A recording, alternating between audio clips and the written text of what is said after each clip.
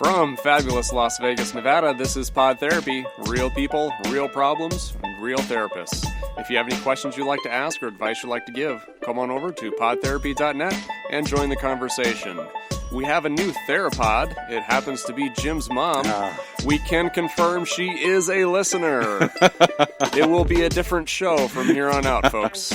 And now, broadcasting from the churn, that guy is Dr. Jim Jobin. I'm Nick Tangeman. It's time for some Pod Therapy. So, Nick, I was reading the Bible this morning. Bullshit. I was reading the Bible, doing my taxes early, and just doing all the right things. You know, that's what I do. I love how from here on out, you're just going to just completely ignore everything else that you've said on the podcast. It's never happened. For the last 48 episodes. You should have seen it. And now you're just going to be... I went as white as a ghost when I saw that, because we get the little message that says, hey, this person just became a Patreon. It comes to our email.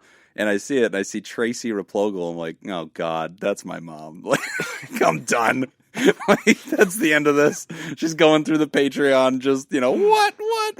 So that's it. I just started having these Vietnam flashbacks of the book club chapter 3 where 20 minutes of profanity. I was like, here we go. This is it. So she called me on my birthday and I was like, hi mom, and she was like, hey, happy birthday, no. And then she was like, so I've been listening to the show. I have some thoughts. But I'm not going to talk to you about them right now. I'm losing you. Hold on. I gotta go. I'm driving through a tunnel. Yep. So welcome to the brand new Pod Therapy format in which, we're going to be very polite, very appropriate now. No, just, she's listening. So, hi, Mom. I'm excited to have you as a listener. And expect nice reviews, please. But yeah, I have to guard all the... Oh, and she also joined Twitter just because... She knows we have a very active Twitter. I thought so, yeah, because I saw that she started following us. Her Twitter name is literally Jim's mom. Yeah. It's like Jim's... That's it. It's just Jim's mom. At Jim's mom. And I was like, God, here we go. Everything I do now. My Twitter's a dangerous landscape, too. So I'm pretty nervous. Yeah. But it's also, we did my birthday yesterday. We did karaoke. We did. The great feat was accomplished, Nick, and you got up there and you killed. You slayed. It was standing ovation. It was absolutely amazing. Thank you. A serenade of Justin Bieber's Love Yourself, and it was glorious. You were liberally changing the lyrics to a lot more aggressive profanity version of the song, but as you've noted, that was the original. So, well done. Yeah. And I have to admit, it was the most fun I've had against my will. Well, then you, sir, have not been to Amsterdam. I will show you how much fun you can have. Hi, Mom. So anyway. It was a fun time. We had a good time. No, it was. It was a lot of fun. And we did, as promised, take videos. There's a video of that song on there. There's also a video of Build Me Up Buttercup, a duet that Nick and I did in front of our audience on stage. So that was a lot of fun with choreographed dancing. Without the choreography part, and it was good. It was a lot of fun. So those videos are up on Patreon. If you are not yet a Patreon, this is where your dollar goes a really long way. For as little as $1. For $1, that's not a bad deal. And I'll tell you what I would do. I would become a Patreon, and then I would cancel it next month. Yeah. Just get in there and get these videos. If you decide to do that, I won't even be upset. There's going to be a whole bunch of all of a sudden members, and they're just disappeared. Like, what happened to all those guys? They're just looky-loos. They just popped in to grab the dirt, download that into a Senate database in case these guys ever run for office, and we're good. Yep. But a lot of fun. And thank you for all the birthday wishes on Twitter and Facebook, and everybody that was just showing love. Thank you, guys. I don't know if you noticed anything different about me, Nick, but I'm 3% more attractive. Technically, I am 3% more attractive right now. Can you notice it? I'm 1 year older. Yeah, exactly. I can 3%. see. Yeah, a little bit. Yep. A little bit. Yep. 3%. Not 5%. No. It's definitely not 5%, but it's definitely not even 4. Yeah, no, but right there, 3%. Right. So if I had some kind of cool Tinder profile or something, people would be noticing right now. As soon as that little number goes up a notch, they'd go, oh, I don't know what it is about this guy, but he seems slightly less repulsive. That's all I'm going for. That's all I need. That's the only feedback I want. Jim's 3% better. So those are some good goals. Yep. So we've got some cool stuff to burn through today. We've got lots of good stuff. We've got a follow-up question today, which we love getting, or follow-up note anyway, some feedback about something that went down. So this one says, "Hey, Jim, Nick, and Laura." Laura got thrown in the mix. "I'm flattered that my letter was a topic of the show and also discussed in the Afterthoughts podcast, which is on our Patreon. Very cool. I thought you might appreciate a follow-up email." Yes, we do. "To recap, my son is recently out of rehab for meth and cocaine. He currently has less than 100 days sober. He and I met his aunt and uncle in Las Vegas for the week over Thanksgiving. I spoke to them and told them that since my son was so recently out of rehab, I wouldn't be drinking while we're up there. I didn't ask them to do anything. I just told them what I was going to do. They responded that that was their plan as well. We all had a wonderful time in Vegas, no alcohol for the entire week. The only issue we ran into was walking around Vegas. The smell of weed is everywhere, but not much I can do about that. Yeah. I just told my son that he wasn't allowed to breathe anytime we were outside, and that obviously a skunk had died nearby." Yeah, I'm sure he believed that. He flew back to Tennessee to live with his aunt and uncle, go to school, and start fresh out there. I'm still very guarded, but cautiously optimistic for him. Thanks for the advice. Data scoop. That's awesome, man. Yeah, that's great. I was wondering how that was going to turn out. So yeah. And this is one of those situations, I think, that sometimes when we're not communicating with, how we feel or how we're going to deal with situations where we assume things are going to be more difficult than they really are. Right. And we kind of gave him that advice. Well, hey, just set that precedent. Just say, hey, this is what I'm not planning on drinking and all that. And it sounds like everybody was on the same page. Yeah. So the thing that David really kind of got worked up about and kind of had some anxiety about was something that everybody was already kind of planning on doing that. And that's the thing I think we all need to remember is that if you're trying to, love somebody who's in recovery, or if you're starting to step into recovery for yourself and you're giving up drinking, you're trying to, live differently, there's a lot of fear of the social aspect. And like, how is it going to go down? Will I, be the same person at parties? Will I, am I going to be able to enjoy Thanksgiving or holidays? And I love this story because we said, hey, come into this with intention. Like, you definitely want to take this seriously. And he did. He contacted his family. He said, hey, FYI, I'm choosing not to drink. I'm just getting you guys some advance notice. And they all said, no, we're on board. And, that's our plan anyway. If you hadn't called, that's what we were going to do because we're aware of this guy's health condition and we just don't care. Why drink? It's just, and it's like we talked about that day when we were talking about this answer.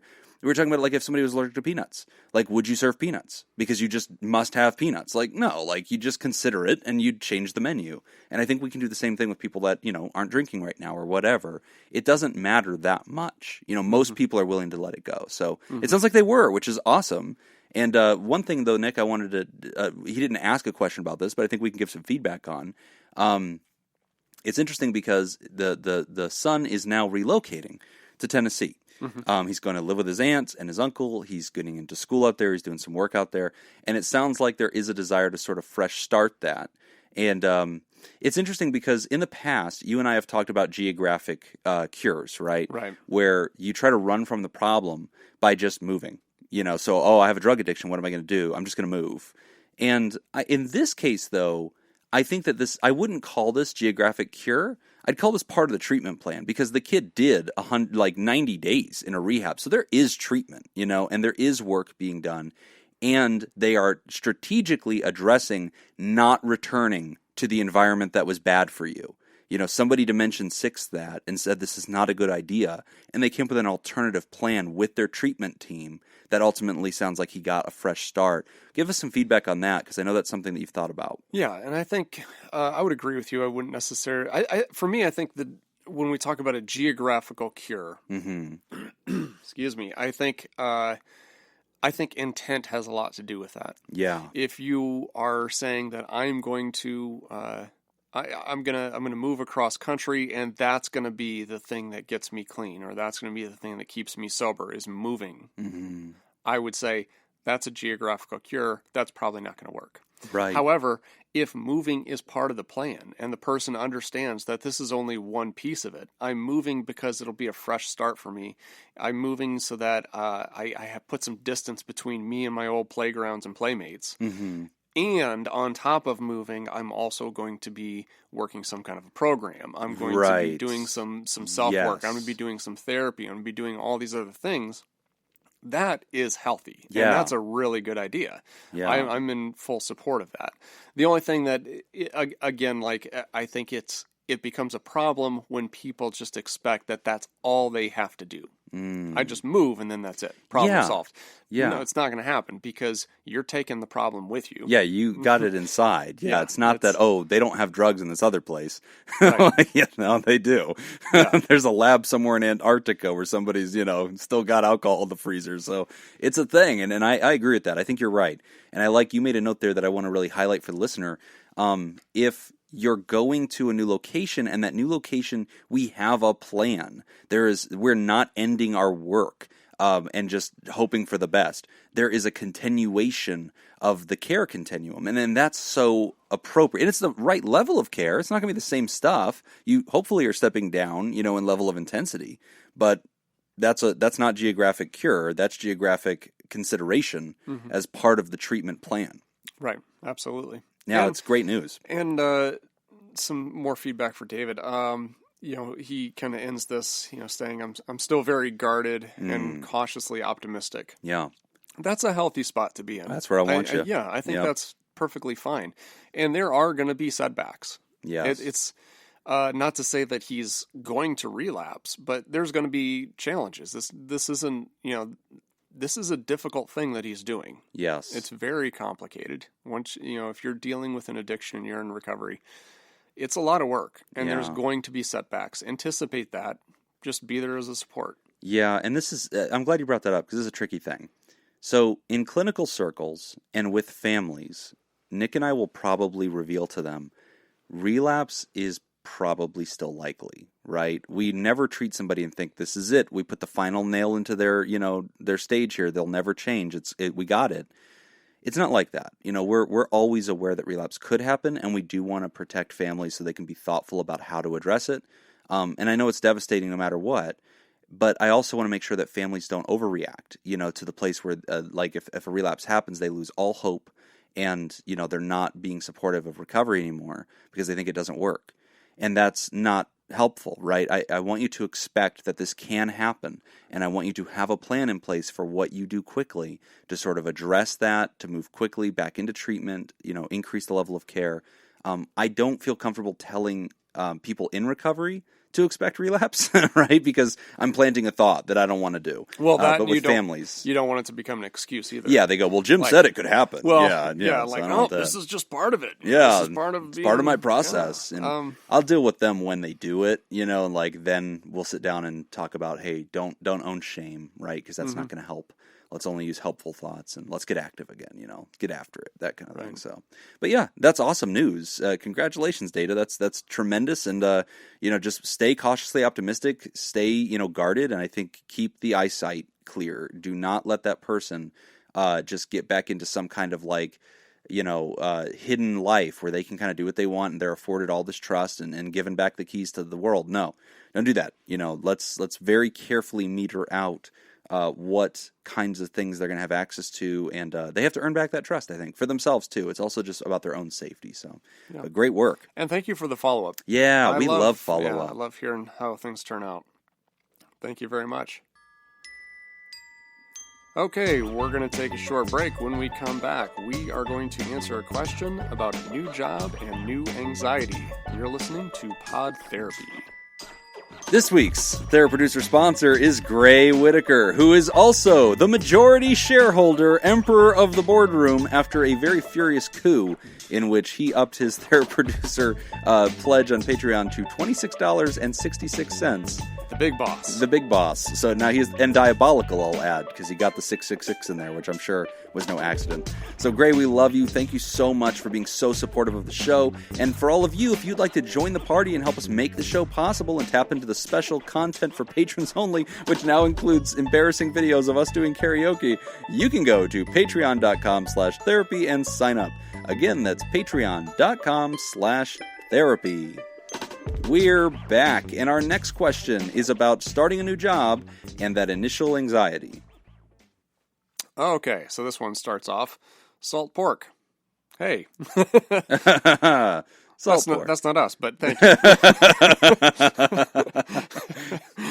I've recently started a new job as an executive assistant to the president of a growing company. Oh, cool. I have been an administrative assistant at a similar facility for the past 4 years, and I'm very excited to advance my career.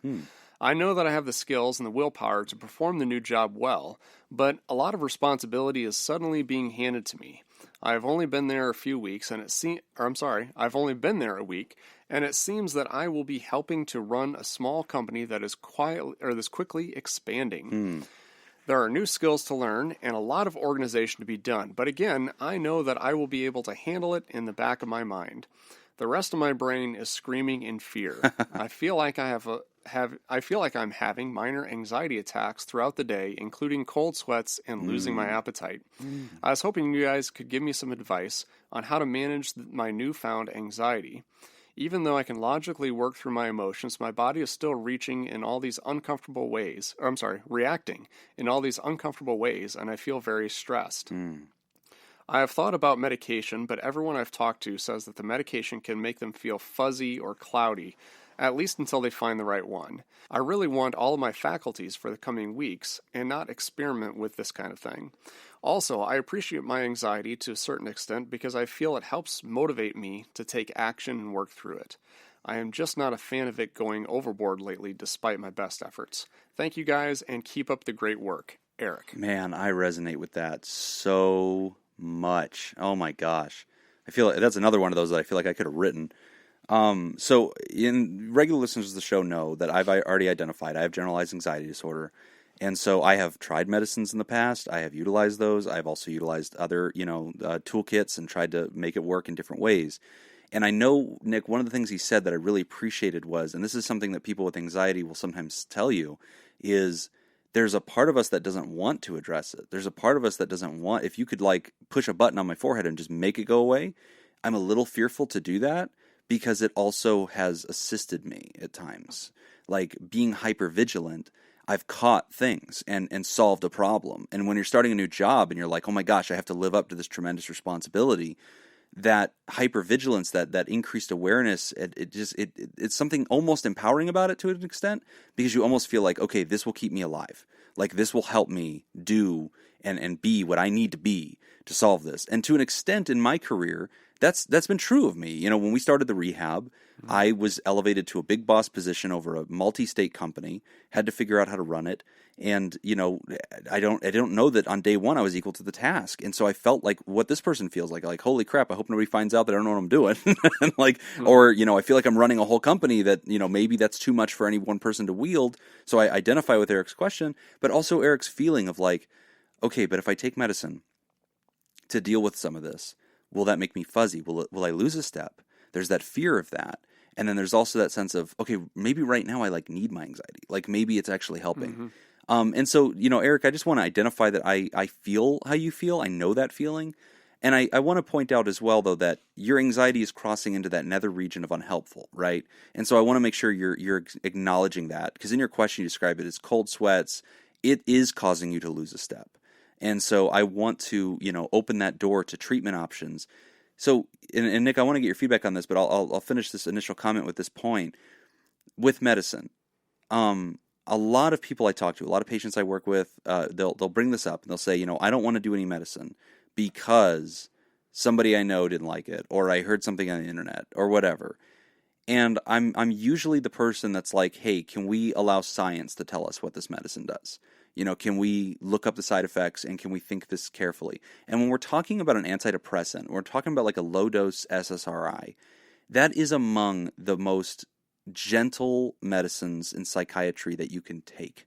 And so like a sertraline, a Zoloft, that kind of thing, a Prozac, those are very, very gentle. And for some people, it might cause them to feel a little foggy. There are some known side effects. But I don't think that should stop us from approaching all solutions. I want to be open-minded to anything that might help. And so with the care of your doctor and hopefully, the full support of your therapist that I hope's in your life, that would be something I would invite you to consider without that fearfulness that you might be foggy. In my case, when I took sertraline, I felt a little bit foggy. I would take it at night and it would quickly put me to bed. Like I just felt like the wind come out of my sails, and I felt it initially. Most people don't feel anything. And then about 2 weeks in, the therapeutic level of sertraline would hit to the point when it takes the edges off. And so all like an SSRI is going to do is you think about like a line graph of like depression or anxiety with the peaks and the valleys. It makes those peaks a few notches lower, and it brings those valleys a few notches up. That's kind of it. You're still going to feel like that tension. You're still going to feel these feelings. You're just going to take the edge off of them so that they're not quite as scary. Right. And I mean, I'm looking at this, I always look at this from the perspective of an addiction specialist, right. Because that's been my background for the last 15 years.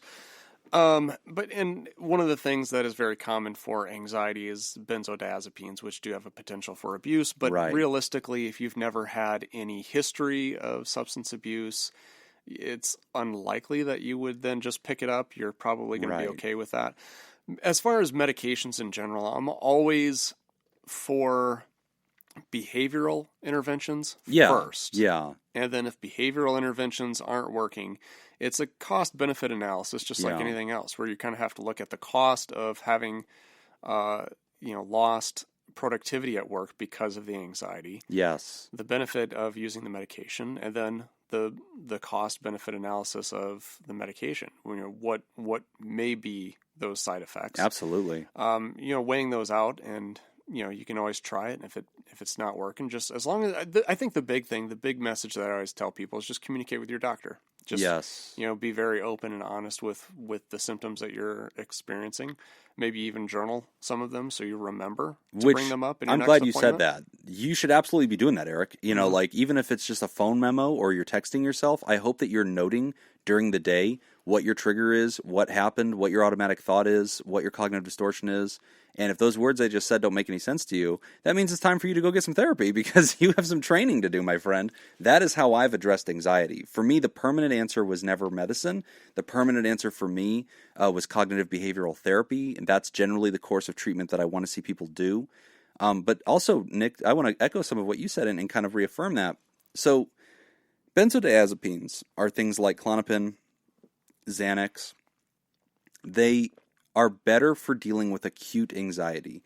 So if you're feeling a very strong panic attack right now, like you're crossing the threshold out of like 6 out of 10, it's coming up to 7 out of 10, it's coming to 8 out of 10, that's where I want to see a benzo, because I think that that's an acute treatment option right there. It deals with it in the moment. I don't think it's the right approach for chronic anxiety.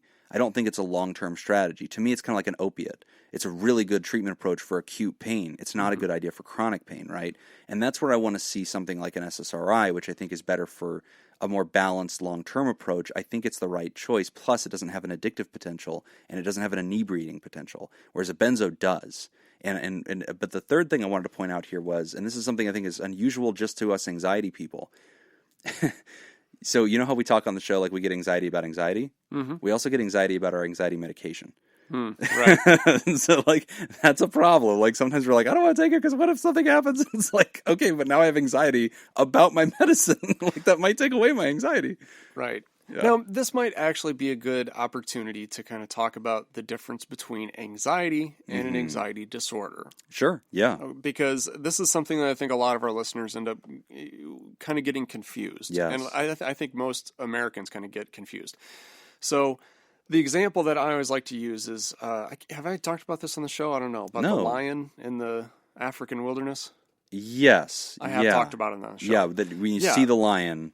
Yeah, the symptoms that you are experiencing are the same symptoms that you would have with to survive anxiety. Yeah. So the only difference between anxiety and an anxiety disorder isn't actually the symptoms, but it's the cause. Yeah. Is there a specific cause for the anxiety?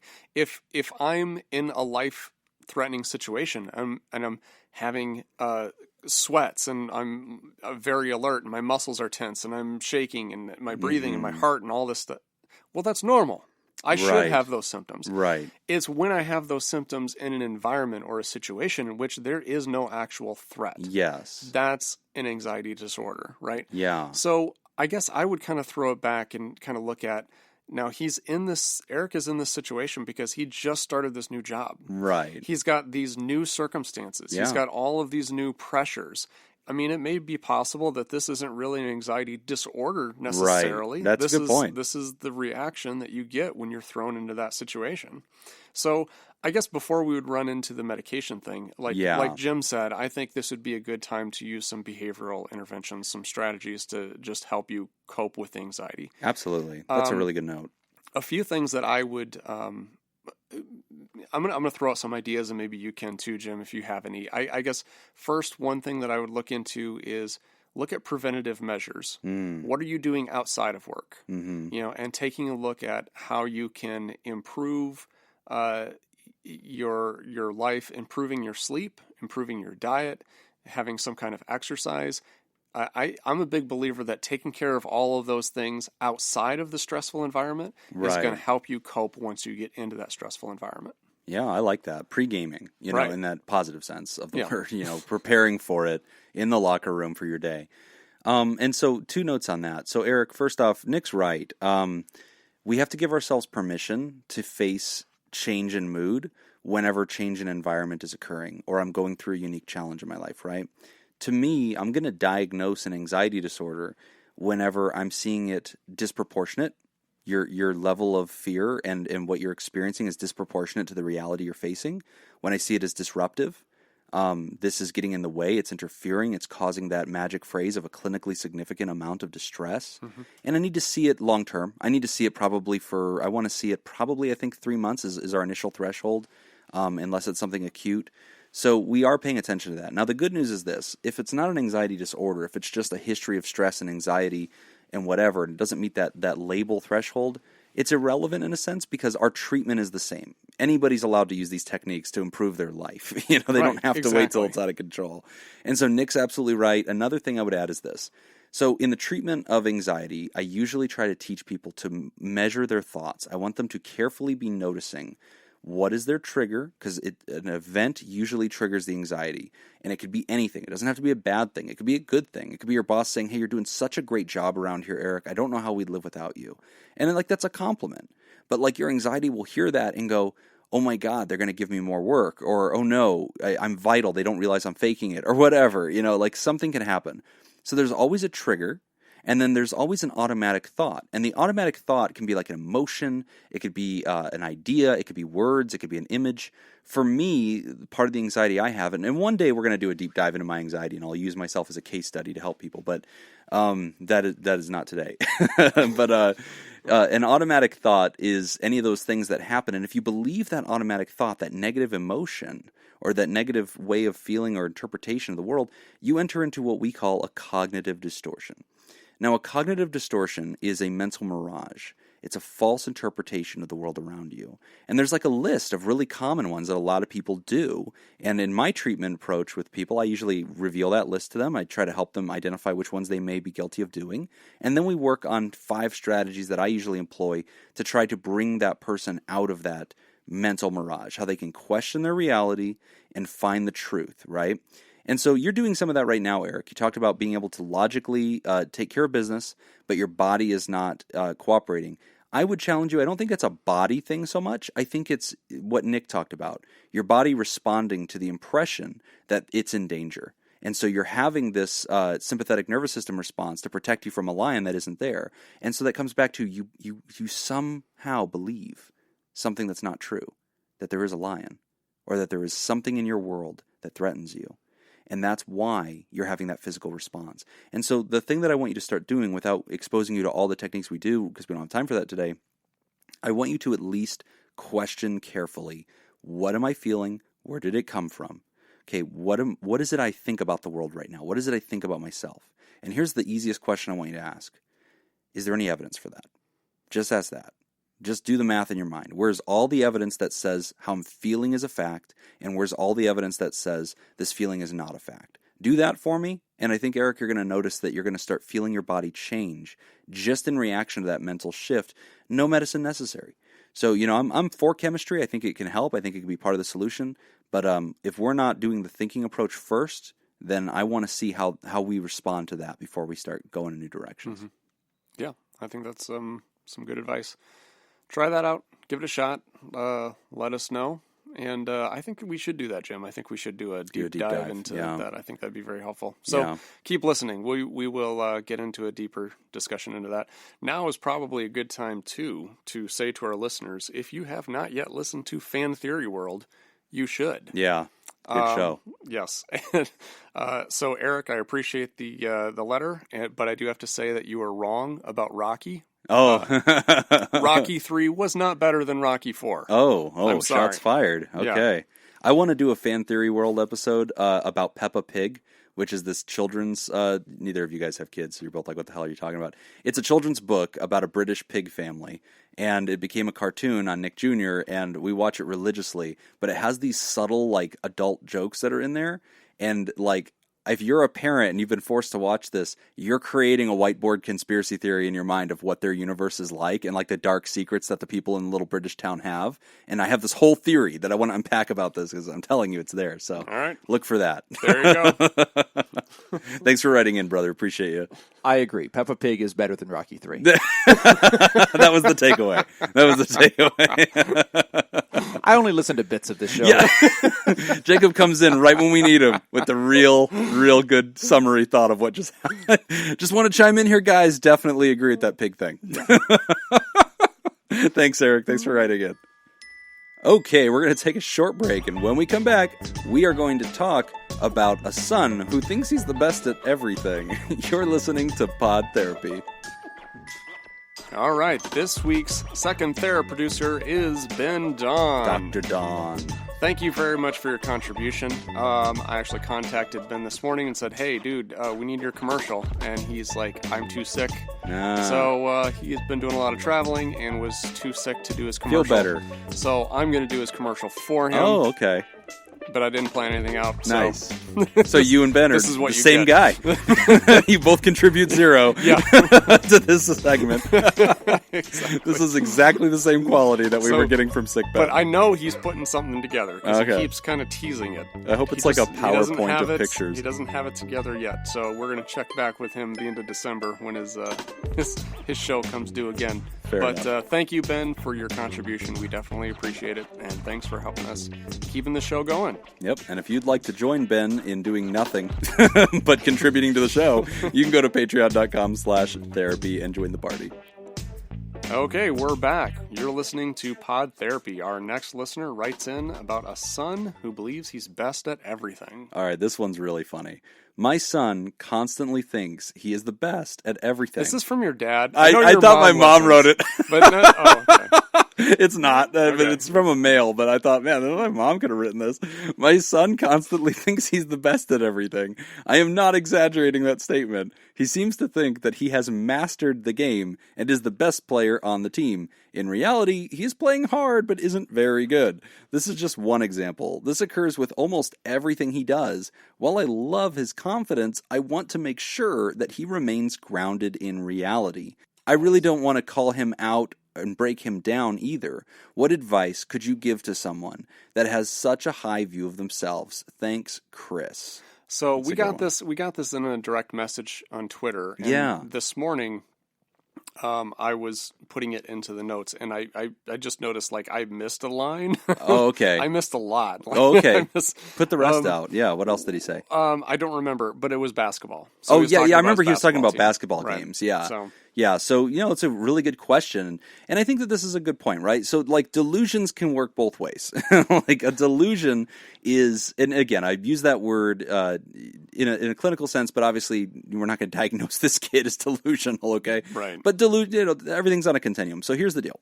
A delusion is whenever you have a false interpretation of reality. You're not seeing things that aren't there. You're not hearing things that aren't there.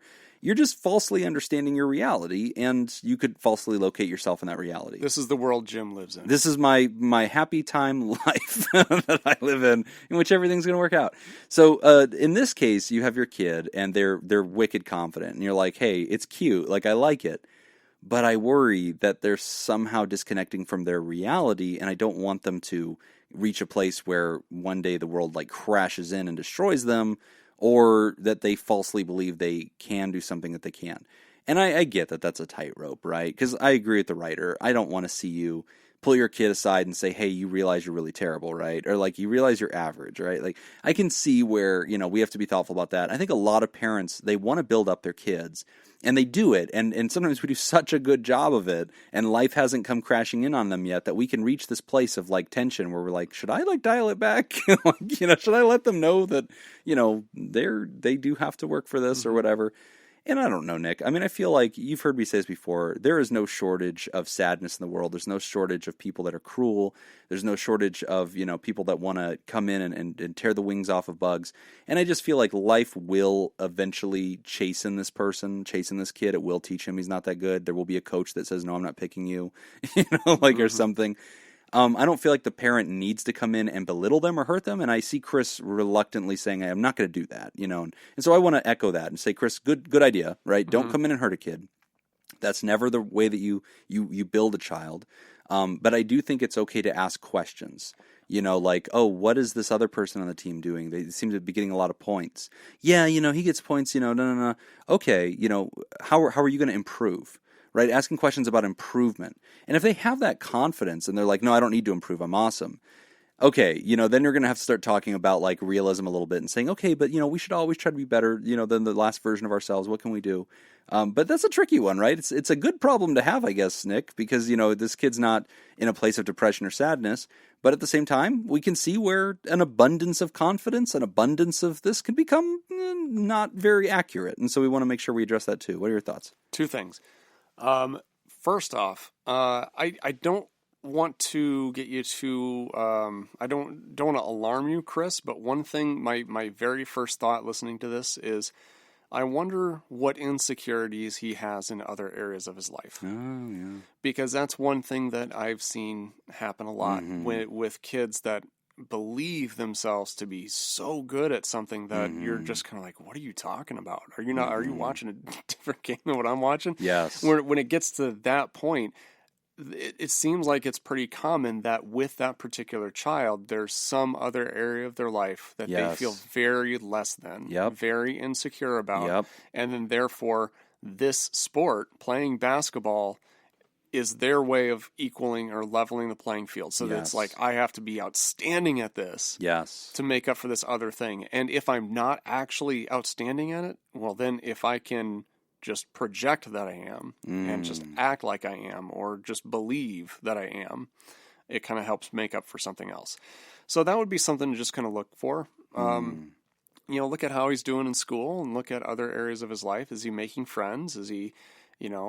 anything else that we can possibly help him out with in those areas. I think by doing that, you may see a change in what's happening in basketball. I'm glad you brought that up. That's a really good observation. And then I think the other thing too, if as a way you may be able to help facilitate and kind of change the way that he talks about basketball, is maybe start praising him for team player type behaviors. Really talking about, hey, that pass that you got, that you gave to this other kid to score, that was great. Way to read the court and work as a team. Exactly. That's a really good idea. And kind of praise this selflessness. I think it's great how you work hard for your teammates and really kind of praise that component of it, as opposed to because it sounds like he's really focused on the things that he does really well for him. I think if you kind of reinforce that team player mentality, that may be helpful as well. No, I love that. And, I definitely want to echo what you said, because in all of my work with children, if I have ever found anybody who has this like disproportionate amount of confidence, or they seem to have to always one up a story, like they seem to always have to add more to it.